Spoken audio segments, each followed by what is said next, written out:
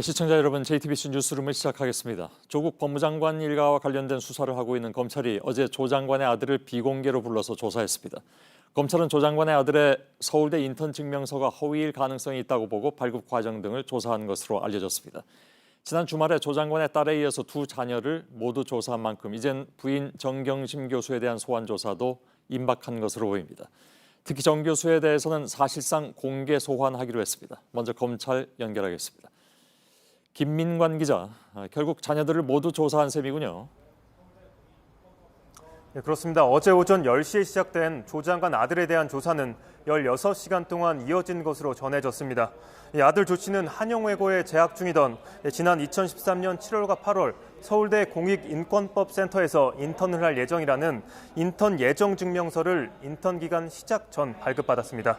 그리고 2017년 10월에는 인턴 증명서를 발급받았습니다. 검찰은 이런 증명서가 허위이거나 위조된 것이 아닌지 의심하고 있습니다. 조 씨는 지난 2017년 하반기 연세대 정치외교학과 대학원에 지원했다가 탈락했고 지난해 상반기 다시 지원에 합격했습니다.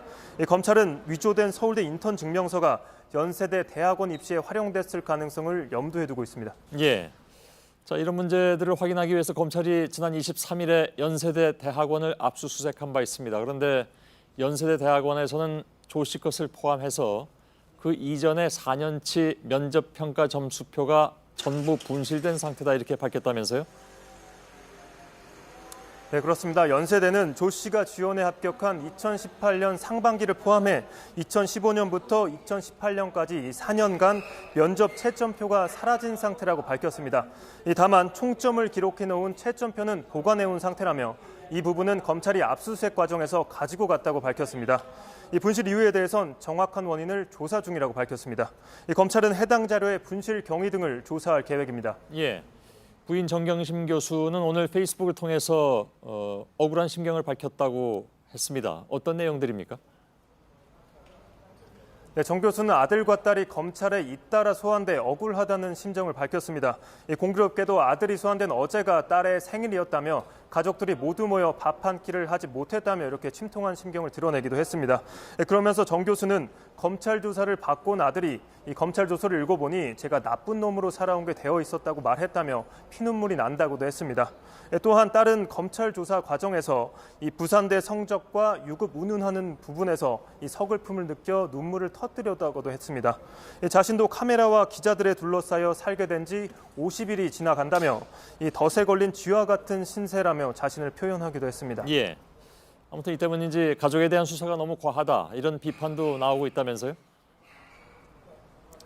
네, 일각에선 이 조 장관 가족에 대한 수사의 본류는 이 가족 펀드 의혹인데 이 수사 범위가 너무 넓어지는 건 아니냐 이런 비판이 나오고도 있습니다. 이 검찰이 지난달 27일 첫 강제 수색에 나선 이후 압수수색을 한 곳만 50여 곳에 이릅니다.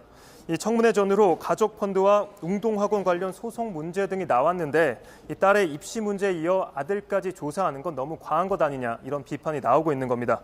이 아들의 경우에는 첫 고발 대상에도 빠져 있었기 때문에 검찰이 중간에 수사 범위를 너무 무리하게 확대하고 있다 이런 비판도 나오고 있는 겁니다. 검찰도 여기에 대해서 입장을 냈다면서요? 네, 일단 조사가 무리하게 진행되고 있다는 이런 주장에 대해 검찰 관계자는 이 조 장관 자녀들에 대한 조사는 통상적인 절차에 따라 이루어지고 있다. 이 검사와 변호인, 조사받는 사람이 협의해 시간을 정했다고 이렇게 반박했습니다. 이 조사 중간중간에 휴식과 식사, 이 조서 열람 수정 등이 모두 다 포함된 시간이라고도 덧붙였습니다. 수사 역시 문제가 발견되면 덮고 갈 수 없는 부분이라며 본인들은 원칙대로 수사하고 있다고도 강조했습니다.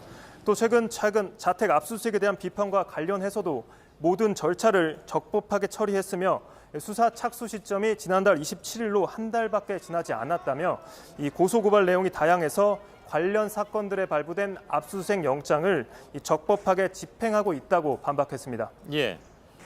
자, 조 장관 가족의 사모펀드 운용사인 코링크의 투자업체 익성의 대표를 JTBC 취재진이 만났다고요?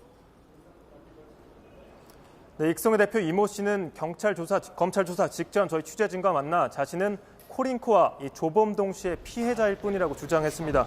이 검찰이 계좌를 조사하면 다 밝혀질 부분이라면서 이 오천조카 조 씨와의 공범 관계를 모두 부인한 겁니다.